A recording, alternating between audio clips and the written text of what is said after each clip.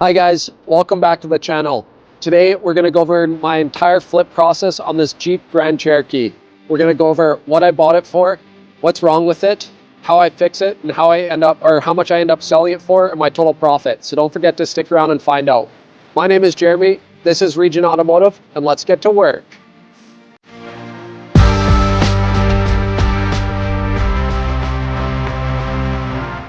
So if you watched my short video on this thing, I'll admit I tricked you or deceived you guys a little bit by showing it on the trailer. The only reason why I was on the trailer is because I find it's easiest to transport vehicles that way. So I don't have to, I actually ended up picking this one up out of town. It's about an hour away. So it's easiest for me to load up the trailer, then I don't have to bug someone for a ride to drive with me, like, 2 hours plus hour or two messing around. So using up half their day. And then also, like I said earlier, when I bought the Excursion, I want a trailer so I don't have to mess around with getting insurance on these things either. So I can just load up and drive it to my shop to work on. So with that being said, I will prove it to you and I'll get it unloaded off the trailer and then we'll take it for a drive and I'll show you how nice it actually runs and drives. All right, I got this baby on the highway here. And yeah, like I said, I'll drive around and just show you how good it drives. Like super quiet. Transmission engages nice and smooth. Shifts smooth. No lights on the dash. And I guess while we're here, I'll tell you that it has, as you can see, 232,000 kilometers. So this many miles, which is relatively low for the year. And yeah, I drive it. Steering's good. No noise from the suspension. Get on it a little bit. Do the brakes. Like the wheel does, we move back and forth, which is crazy. So yeah, anyway, pretty good find on this guy. I figured let's jump into the computer and I will show you how I find these deals. You guys are wondering, and like I said in my last video, it's kind of my goal for my flips here is I want to find these vehicles that need a little bit of cleaning up and not too much mechanical work. So with that being said, we'll jump in the computer and I'll show you how I found this deal. So I am on my local classified app. I'm sure some of you are wondering why I don't use Facebook. Two reasons why I don't use Facebook. I find it easier to browse the app when it's like kind of one single page and I can scroll up, and then just easiest to see like the newest vehicles. And then second is I find there's a little bit less competition. So like, I mean, like if there's like a cheap car, like there's a little bit less people because most people will gravitate towards Facebook now. So I find I can just kind of get better deals on this app. Like the deals kind of slip through the cracks and they're less noticeable or found, I guess. So yeah, anyway, my local app, it's called Kijiji. That's what we use here in Western Canada. I can't speak for the other provinces. If you're in the States, I would assume Kijiji is similar to Craigslist, or I've seen a lot of Auto Tempest. I would assume that Auto Tempest is probably the best way to search cars if they have filtering like this. So anyway, on my app here, I go to Cars and Vehicles, Cars and Trucks, and then I filter out the dealers. So I just go down to owner, apply, and then I go to price. I usually set $750 because this filters out like any parts cars or like whatever. I mean, I have dealers filtered out, but any like lease, like when they just advertise payments, like, you're not going to get a running driving car for less than $750. So I do $750, and then I usually do $5 or $6 grand. I've been doing $5 grand recently. Good. So these, I have the top ads. Like I've actually done the same search for the past, I don't know, or I pretty much do it like every other day. And these top ads have always been there. But yeah, so if I scroll, I'm looking at the kilometers here and the price, and I'm just kind of seeing like what's like a happy medium. I actually saw this one yesterday, so I'll kind of click it, check it out. Like the car looks actually like half decent, like pretty clean. Actually looks decently clean for the year. Subarus are somewhat desirable. Yeah, just kind of look at their ad and obviously take it at face value. Like not everyone's honest in their ad. Active title, no engine lights, $2,900. Price for cheap, quick sale, has small oil leak after long drive. So I'd definitely be curious about that. especially with Subarus, you could be, especially long drives, that could be sweating out of the head gasket. So I would definitely be cautious about that. And the one that kind of put me off and why I didn't go look at it is this at 265K. Just keep scrolling here, kind of see what looks cheap for the price. Like this, for example, jumps right out to me. This 2009 Corolla for $4,000 with 180K. So yeah, like I said, I'm just looking kind of like price in K, like what jumps out to me. So let's check the ad, see if there's anything weird. 09, good mechanical condition. Recent maintenance, so that's good. Rust spots and minor damage in bumper. See photos, we'll take a look. Knobs are difficult to turn. That's fine, you could fix that. Price is firm. So I'd have to look at some comparables, but I think you probably could get $6,000. Even with that K, you probably could get 6,500. So yeah, the damaged bumper there, bit of rust. I totally cleaned that up like I did my Nissan Altima video.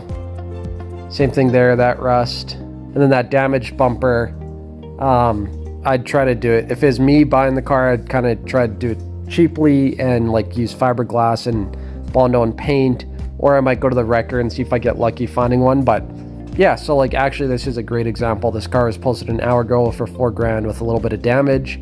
I bet you this thing sells pretty quick. If I were in the market looking for a flip car and I just kind of wanted a nice simple one that needed some cleaning up, this would be high on my list of things to check out.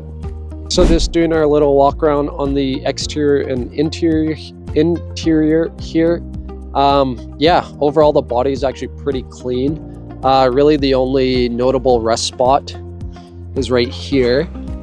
Normally I would do my usual where I sand and paint that, kind of make it more presentable. But for this one, I'm just for fun going to see if I can put as little time in it as possible. So I'm actually just going to clean that. I'll show you with a SOS pad, just kind of clean out the rust and just make it look a little bit more presentable. Yeah, so like I said, pretty clean. Oh yeah, right. This is one thing that we have to fix. So we'll go to the junkyard after this and see if we can find a headlight for it. Back is clean, and then I have that little rust spot there, so same thing, I'm going to scrub that, just kind of clean, get the rust stain off there with the SOS pad.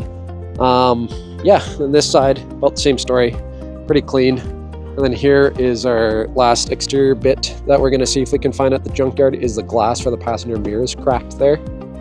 Inside, pretty clean. Yeah, the guy who sold it to me before must have detailed it, so I'm not going to spend a whole bunch of time cleaning. So yeah, that looks good. And here's good, nice and clean. And then I'll spend just a quick minute vacuuming the back here. I just got some, looks like battery acid or something. I'll see if I can get that out and then just kind of wipe the panels a little bit in here. And then I pulled this cover up and there's some dust and stuff in there. So I'll just do a quick vac here. Nothing crazy. Don't forget to subscribe, you guys, if you want to see more flip videos coming. I appreciate each and every single one of you that has subscribed so far, and every new subscriber gets the gears turning in my head, thinking about how I can make the next video even better. Thanks, guys. We are in the junkyard. Let's walk around and check out the Grand Cherokees, and hopefully they have the parts that I need. I've also been tempted. I don't know if you guys have this at your local junkyard. They have all these vehicles. I think they deem them like not bad enough yet to scrap out. So they sell all these vehicles for like relatively cheap. I've been tempted to buy them, but I don't know. I've been finding deals easy enough online, but let me know your guys' thoughts on buying these vehicles down below. I'm curious. Awesome. We got real lucky on this one. Well, this is the first one I checked. I haven't checked the second one yet, but I walked up on this one and I saw the passenger taillight was missing. I'm like, oh no, hopefully they didn't take it as a pair. And then I came and we have the driver's side and it's in really good condition. So that's exactly what we need right there. So I'm just going to remove the taillight with the two T25 screws there. And then this same Jeep actually has the passenger side glass that we need as well. So I'm just going to pop that out with a trim tool. I was just walking back to the shack here and I actually saw this thing tucked in the back for sale. This is kind of cool, actually. This is an old square body dump truck, I guess, or service truck. Actually looks in pretty decent shape. a little bit of a hole in the rocker or the cab corner. How much are they asking for this puppy? Maybe if you guys know the engine based off me just showing it. I don't know crap about old carbureted engines. I don't know if that's, it looks small, so it's probably a 350. And yeah, they're only 50,000 kilometers and they're asking $3,000 Canadian. That's a cool old truck for $3,000. I don't really need it, but you never need a reason to buy a cool old truck like this. Okay, so my little trick for these rust spots, like I was saying, so I have an SOS pad here and I wetted it. Then yeah, I literally just kind of scrub the area, just get some of that rust mark out of there. And same thing, I'll clean that stain on the paint there. And then I just wipe the excess soap with a paper towel or a rag or whatever you got. And there, we just took that stained or rust stained paint or whatever, a little SOS pad, and you know, 10 seconds of work, and looks much more presentable. Like obviously I'm not trying to fix a rust, but the idea is when someone walks around, they look at the vehicle and they come walk by that, they, you know, it's not the first thing they look at when they look at the rear of the vehicle. So I'm going to try selling it with a less conventional method than just listing it online. My shop that I share with my grandpa is in a small town here, and he actually lives on a secondary highway, so he gets quite a bit of traffic driving through here.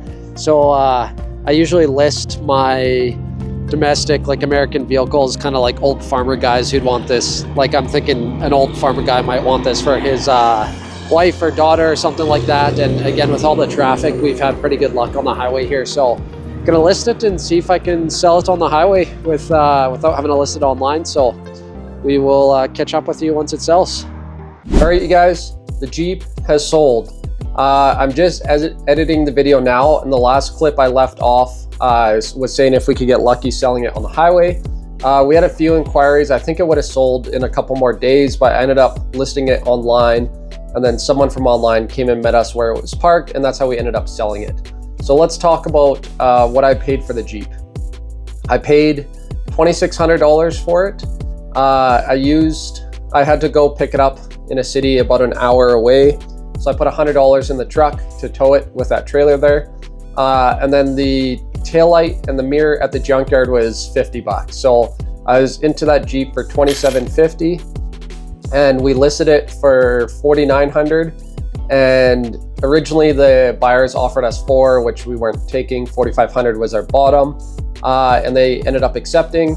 So yeah, if you take the sell price of $4,500 and subtract my cost of $2,750, that was $1,750 on that project. So it's not too bad. It's a modest profit, but it will make more sense once we discuss the hours here. And like I kind of said earlier in the video, I'm trying to do less mechanical repair on these things. So we'll go over the hours. And on this one, I didn't have to, you know, turn a wrench. Like I changed the light with a screwdriver, but like I didn't have to jack it up, take the wheel off, nothing. It's just quick clean, changing the lights and the lens. So let's talk about the hours. So I picked it up in a city about an hour away from my shop. So 1 hour there, 1 hour back, and then, you know, loading up the truck, gassing it up, looking at it, loading up the Jeep, bringing it back, unloading, whatever. So I rounded about 4 hours, a nice even half day. So 4 hours to pick up the vehicle. And then I spent about an hour, let's say an hour and a half at the junkyard, like again, driving there, getting the parts I need, driving to the shop, hour and a half, installing the parts, detailing, I'm gonna say an hour and a half, and then listing and showing the Jeep, that wasn't much time, so an hour. So that gives me 8 hours total into the Jeep. And if you take my profit of $1,750 and divided it by my hours, 8 hours, that gives me $219 an hour. So again, that's really that number that I'm chasing there, is that hourly rate. And I also kind of have a factor that's kind of related to the hourly rate, is like headache rate as well. So that one was like really no headache. Like I found a runner and driver, and I found like the previous owner took really good care of it. Really most of the time was just driving out of town to get it. And I think that's why I got such a good deal. It's because I bought it from a smaller town that was like far enough outside of the city where people's not willing to make the drive. And I was willing to make the drive. So I think, or I'm pretty sure that's why I got it for so cheap is just because there's a smaller market where I bought it. So yeah, anyway, that one was a good hourly rate and it really wasn't much of a headache for me. So I will be chasing those deals if I can. But funny enough, as I'm recording this, I literally I will be picking up our next project this afternoon. And it will require some wrenching, but I think I have pretty good profit on that one. So stay tuned for that. Thanks for watching the video, guys. Don't forget to like, comment, subscribe, and have a good day.